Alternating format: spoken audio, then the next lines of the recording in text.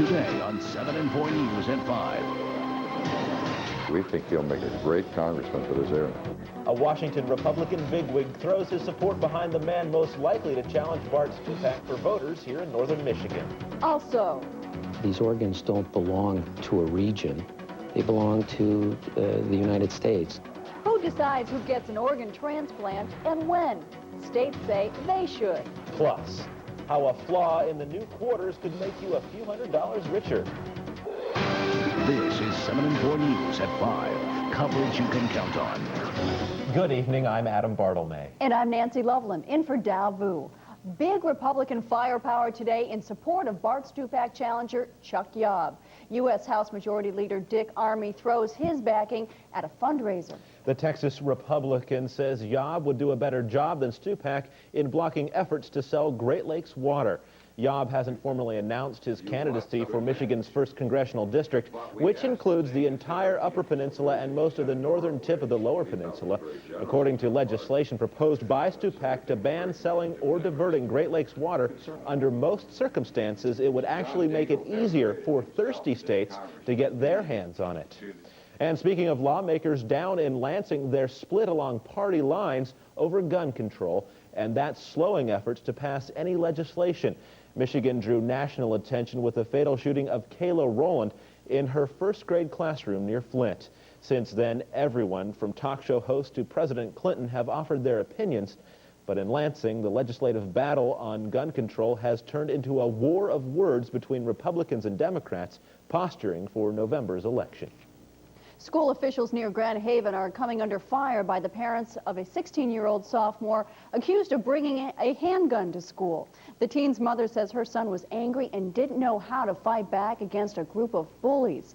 Even though the parents alerted school officials of the harassment in mid-January, they say the school didn't do anything to stop it. The police arrested the 16-year-old on March 3rd. He had a revolver tucked in his waistband and a speed loader with 6 bullets in his pocket. It's been more than 3 years since JonBenet Ramsey's murder in Boulder, Colorado. In a rare break from their public silence, JonBenet's parents, John and Patsy Ramsey, speak out about the case in a series of interviews for the NBC Today show, beginning with the day their daughter's body was found. I opened the latch, opened the door, and knew immediately what I'd found. I saw a white blanket, and it was instant. I knew that I'd found JonBenet. And it was a rush of thankfulness, but her eyes were closed, and there was tape over her mouth, and her hands were bound above her head. And I immediately pulled the tape off her lips and sensed that there was going to be trouble. The Ramseys are out promoting their new book on the killing, The Death of Innocence. Police say 5 teens had no warning at all before they were hit by a speeding van. It happened along this stretch of highway in Las Vegas, Nevada, where the teens who were juvenile offenders were out picking up trash between when the white van lost control. The 20-year-old driver is in custody. She faces several criminal charges, including reckless driving and drug possession. As her husband tackles the peace process abroad, First Lady Hillary Rodham tackles the sticky issue of parenting and medicine here in the States. She's launching a White House effort cautioning parents about giving out prescription medicines like Ritalin to deal with their preschoolers' hyperactivity. Some of these young people have problems that are symptoms of nothing more than childhood or adolescence. Some of them need a parent to love them or a person simply to listen to them talk about their pain. Researchers say there's a child with ADHD in nearly every classroom in the nation. Who decides who gets an organ? It's a topic being hotly debated right now. The federal government says it should have the final say, but many states argue they have the right to decide. Lisa Price has more. The way human organs are distributed for transplant I can coordinate once we get down there. is quickly becoming a federal case. And we're going to start a lawsuit saying that Donna Shalala has exceeded her authority as secretary. Wisconsin, which has high organ donation rates thanks to an aggressive campaign, is filing a lawsuit against the Department of Health and Human Services. Several other states are expected to join. The claim, individual states, not the federal government, should determine who gets organs. I'm the one that's pushing, going out, talking to people about signing their driver's license. Why do I want to do that, knowing that the organs are going to be shipped to Florida or Texas? Thompson wants the court to reverse new federal guidelines which mandate organ allocation be based on medical urgency. In other words, the sickest patient gets first priority. These organs don't belong to a region. They belong to the United States and the population within the United States, and they should be utilized to serve those patients in greatest need first. Hey, Jenna. John Husar is an outdoor columnist for the Chicago Tribune. He's been waiting for a liver for 15 months. And because he lives close to Wisconsin, his chances of getting a transplant were higher under the old guidelines. I feel as if I might not get a liver because they keep changing the rules. But in a news release, the Department of Health and Human Services maintains its new rules will ensure that the nation's transplant system operates in the most fair and medically effective way possible. But the Wisconsin lawsuit says the Department of Health and Human Services doesn't have the authority to overrule a state's jurisdiction in matters involving life and death. Lisa Price, CNN, Chicago.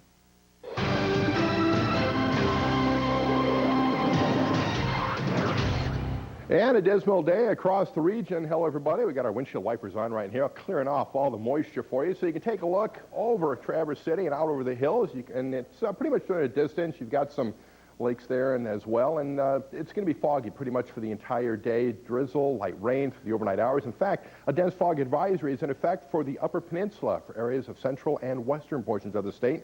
It'll continue to move in as well. So look for the fog to continue, light rain off and on. Temperatures rather mild into the low 40s across northern lower and dipping down to the upper 30s across the eastern upper. Winds will be lying out of the east, helping to induce some of that fog. And a very deep low pressure system slowly moving. We call this the Dixie Dart, moving up from the south right up into the Ohio Valley, bringing lots of moisture with it. Warm air as well, but we have a little bit of a break in some of the weather. We could see some of this over the next day and a half. It'll take a little while and then a nice entrance as we head in towards the weekend. Doppler close-up showing some of the scattered precipitation across northwest, fairly heavy farther to the south, but as it picks up with a little bit of surface heating, it breaks it up and then again reforms over the upper peninsula where there's a lot of moisture in the form of fog. Temperatures around the area, again, we mentioned it was mild, 46 for Traverse City as well as Manistee, pretty much all across the west and central portions, and then you get towards areas of Gaylord, Pelston up farther to the north. Then we drop down to the mid to upper 30s, and then when we get towards Manistee and Marquette, dropping down to the mid to lower 30s. So there's a chance for a light chance of a little bit of ice across the upper peninsula region. Here's how the day rounded out. We had a high of 46, our morning of 36 degrees. That was our low, well above average for this time of the year. And looking back towards the west, you can see somewhat mild weather sticking all the way back towards the Dakotas. Farther to the south, we're into the mid-50s when you get towards Dodge City, but we won't be looking for that for the next couple of days. In fact, you can look for another round of today, dismal conditions, rain, drizzle, fog. There's a cold front off to our west, but it'll be a while before that clears through, and when it does, we'll see some improving weather. Overnight lows dropping down to the middle to upper 30s, winds out of the east at 7, lots of fog north of the mighty Mac when you head into the daytime highs tomorrow. 42 to 45, light rain will continue, and then drier weather later on in the afternoon. North and central lower Michigan, you'll see temperatures into the middle 30s for Ludington and Manistee, upper 30s, light drizzle off and on, and you'll see patches of fog as well. Daytime highs into the mid to upper 40s. Will we see 50? Yeah, it's a good possibility. Winds will be out of the east at 10. That 50 degree, by the way, will stay south of M115. Weather Tracker 5-day forecast shows mild weather. Wednesday breaking out to dry conditions for Thursday as well, partly sunny. Just in time for the weekend, more rain. That's right. And spring officially begins tomorrow, right? I think it was this morning at like, what, 2:30 or something like that. It arrived. Tomorrow will be the first full day. The first full day, okay. Equinox, right? All right. Today, actually, the vernal equinox is today, right? Yes. Okay. All right. Thanks a lot, Greg. Cool. You bet. Are you sick and tired of draining your pocket every time you go to the pump? Later, see how pumped up prices are deflating one man's business as well as his wallet. And next, how to get your kids to take a seat. It's not as easy as you'd think.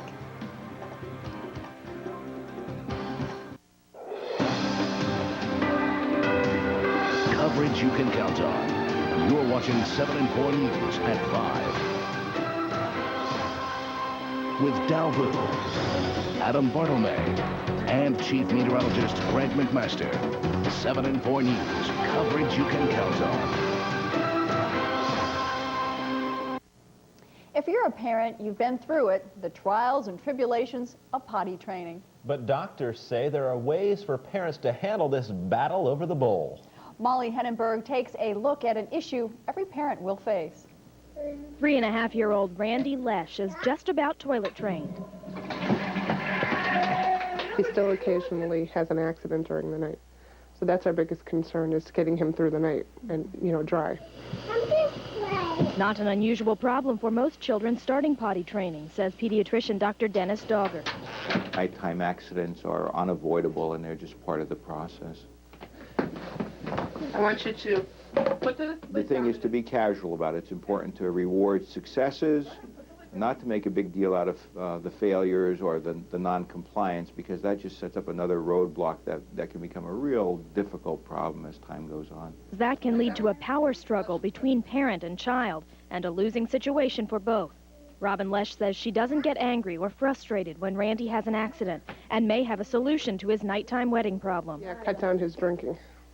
That's the problem, definitely, because he's a poor eater and he's a good drinker. And when 2-year-old Kaylin Hassey would have an accident, her mother Judy remained calm. Just kind of say, oh, that's okay, sweetheart, we'll try again next time. Make sure, you let us know when you have to go. But for some parents, the problem is getting a child interested in potty training in the first place.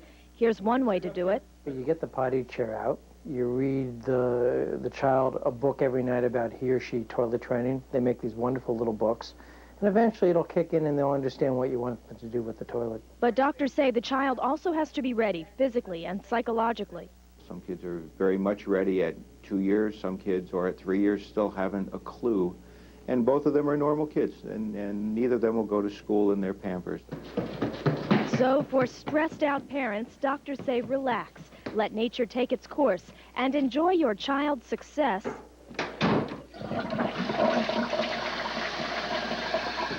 whenever it happens. For NBC News, I'm Molly Henneberg. I love that advice. Love the sound effect. I like the little shoes, just seeing they're dangling. It was cute. Well, how do you know if your baby's ready? And what do you do if your older child is still having accidents? I'm still thinking about the sound effect. I know, and the little shoes. We'll have the answers for you tomorrow in part 2 of potty training. Hey, you got a jingle in your pocket? Pull out your coinage and see if you've got the mark that'll make you a whole lot richer. And they're supposed to make you feel more relaxed and even more sensual. But are you putting your health at risk every time you light one up? Hidden hazards, that's next in Health Matters.